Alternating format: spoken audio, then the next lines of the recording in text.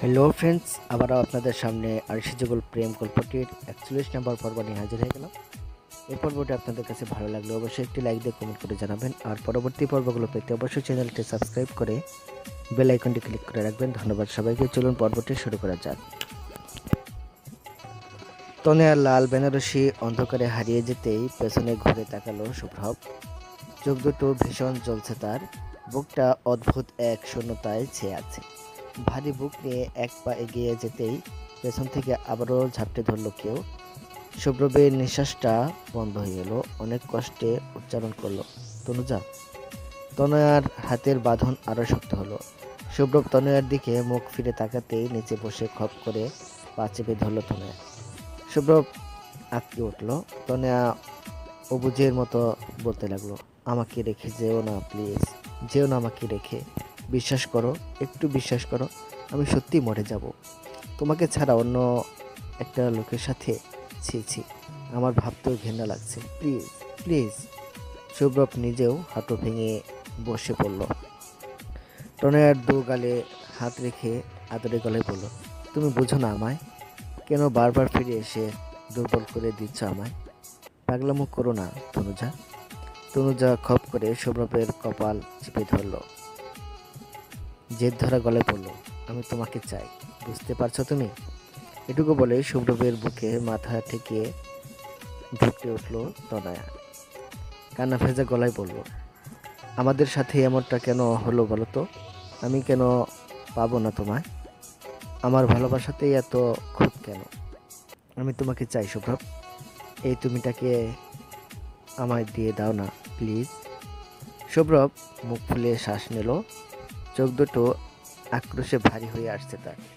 তনয়ার মাথায় হাত বুলিয়ে বলল, আমি তো তোমারই তনুজা, শুধুমাত্র হাতে হাতটা রাখাই হলো না। প্লিজ শান্ত হও, তোমাকে এভাবে দেখতে কষ্ট হচ্ছে আমার, বুঝো একটু।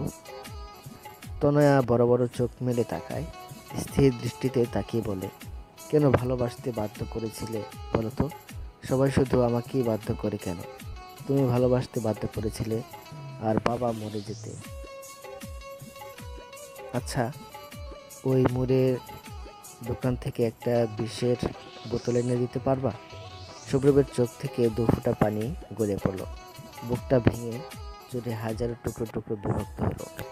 বাড়ির পেছন দিকে কাউকে আসতে দেখেই অর্পণ আর পুষ্পি তনয়াকে টেনে হিসড়ে পেছনের দরজার দিকে নিয়ে গেল।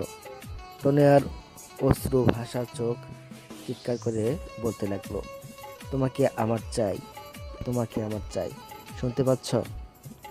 শুভ্রতা জারুল গাছের ছায়ায় ঠায় দাঁড়িয়ে রইল। তনয়ার ছায়াটা অন্ধকারে মিলিয়ে যেতেই উঠে দাঁড়ালো সৌরভ। নিজেকে সামনে নিয়ে উল্টো পথে হাঁটা দিল। সৌরভের থেকে খানিকটা দূরত্ব রেখে গুটি গুটি পায়ে হাঁটতে লাগলো শুভ্রতা। কাচের চুড়ি আর নূপুরের রিনিঝিনি শব্দে কেঁপে কেঁপে উঠছিল রাতের নিস্তব্ধতা। বেশ কিছুক্ষণ পর হঠাৎ থমকে দাঁড়ালো শুভ্রব। পেছনে ঘুরে বলল, সমস্যা কি? পেছন পেছন আসছিস কেন? তাহলে কি সামনে সামনে আসবো? সৌরভ বিরক্ত হয়ে বলল, সামনে পেছনে কোনো জায়গা দিয়ে আসবি না। তোর প্রাণের বান্ধবীর বিয়ে হয়ে যাচ্ছে, সেখানে যা, আমার পেছন পেছন আসবি না। সুব্রতা কপাল কুঁচকে তাকালো। শাড়ির আঁচলটা ভাঁজ করে কাঁধে তুলে নিয়ে কয়েক পা এগিয়ে এসে বলল, কেন? রাস্তাটা কি তোর শ্বশুরের নাকি যে তোর পেছন পেছন আসা যাবে না? এই রাস্তা দিয়ে আমি যেখানে ইচ্ছে সেখানে যেতে পারি, তাতে অন্য কোনো বাধা দেওয়ার অধিকার নেই, নেভার। সৌরভ কিছুক্ষণ লাল চোখে তাকিয়ে থেকে ধমকে উঠে পড়ল, বোকার মতো কাঁদছিস কেন? তুইও তো কাঁদছিস। সৌরভ জবাব না দিয়ে আবারও হাঁটা দিল। বিষয় নিয়ে খেয়াল করলো, সত্যি সে কাঁদছিল। টানা 1 ঘন্টা হাঁটার পর একটা রিক্সা দাঁড় করালো সৌরভ। রিক্সায় উঠে চুপচাপ বসে রইল। সাথে সাথে নূপুরের ঝিনিঝিনি শব্দ তুলে দৌড়ে এসে রিক্সায় উঠল শুভ্রতা। পা দুটো ভীষণ ব্যথা করছে তার। শুভ্র ছোট্ট একটা শ্বাস ফেলে আকাশের দিকে তাকালো। আকাশটা নিগশ অন্ধকারে ঢাকা। অন্ধকারকে ফুঁড়ে দিয়ে কোথাও কোনো চাঁদ তারার দেখা মিলছে না। আজ শুভ্রতা পাশে ছিল বলেই হয়তো অন্যায় কিছু করেনি সৌরভ। সুব্রতার নুপুরের শব্দ বারবারই মনে করিয়ে দিয়েছে এই পৃথিবীতে সৌরভের আরও অনেক অনেক দায়িত্ব আছে। তার মধ্যবয়স্ক মা বাবা আর যুবতী একটা বোন আছে। তার ভালোবাসার যন্ত্রণায় কাতর হওয়ার অধিকার নেই। পুরোপুরি শেষ হয়ে গেলেও মরার অধিকার নেই। অনেকগুলো জীবনকে ভালো রাখতে হবে, তাকে আগলে রাখতে হবে। বাসায় ফিরে সুব্রতাকে ঘরে যেতে বলেই রুমে দরজা দিল শুভ্রব।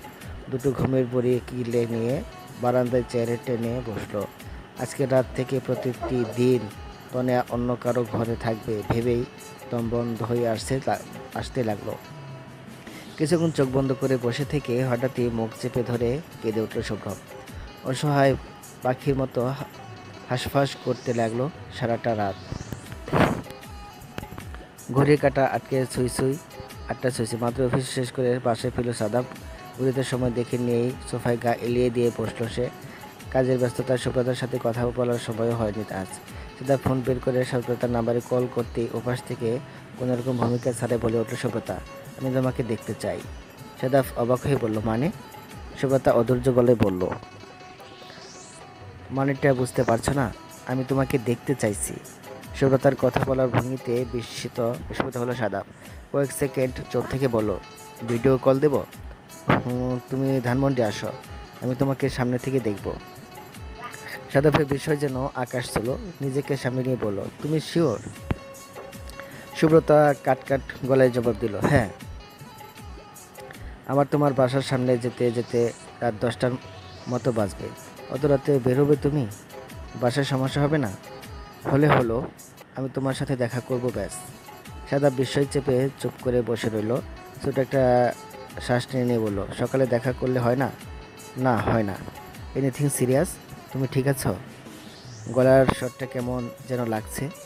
সন্ধ্যা থেকে ননস্টপ কান্নাকাটি করেছি বলে গলা বসে গিয়েছে। আমারই সিরিয়াস কিছু না হলেও এই মুহূর্তে ভীষণ সিরিয়াস বলেই মনে হচ্ছে। তুমি কি আসছো? সাদাব ছোট্ট একটা নিঃশ্বাস ফেলে বলল, কান্না করেছো কেন? আচ্ছা, আসছি আমি। বাসার সামনে গিয়ে কল করব, নিচে এসো। আচ্ছা।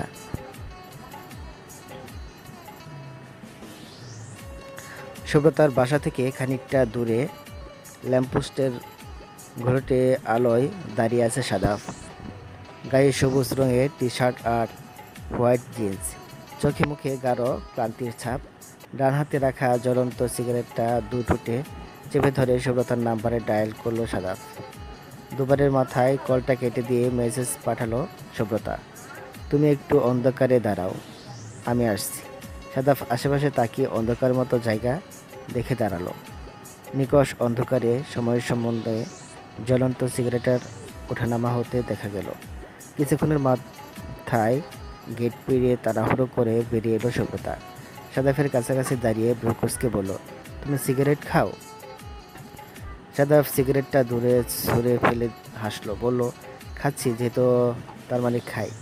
সুব্রতা সন্দেহী কণ্ঠে বলল, আগে তো কখনো দেখিনি, আমার লুকিয়ে লুকিয়ে খেতে বুঝি? একদমই না।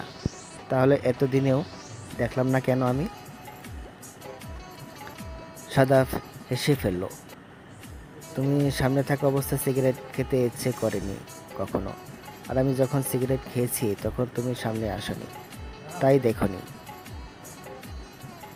সুব্রতা কিছুক্ষণ চুপ থেকে হঠাৎ করে বলল, আচ্ছা, হঠাৎ যদি শোনো যে অন্য কারোর সাথে বিয়ে হচ্ছে আমার, আর তোমার হাতে করার মতো কিচ্ছু নেই, তাহলে কি করবে?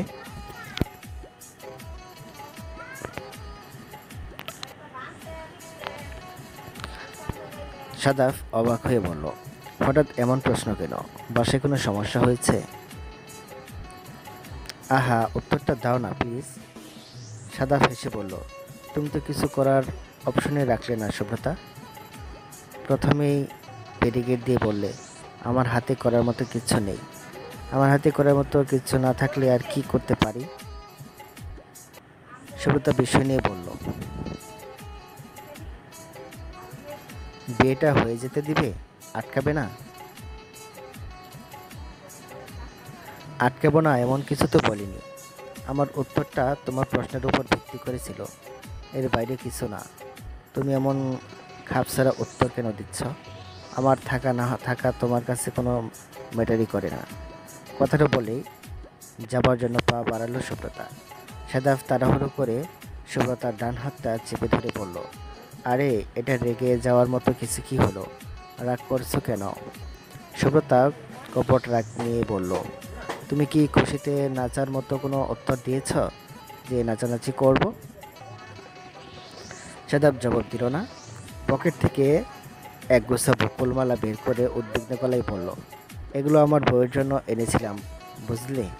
বউ আমার এমনিতেই ভীষণ অভিমানী, তার উপর মালাগুলো কেমন চ্যাপ্টা লেগে গিয়েছে।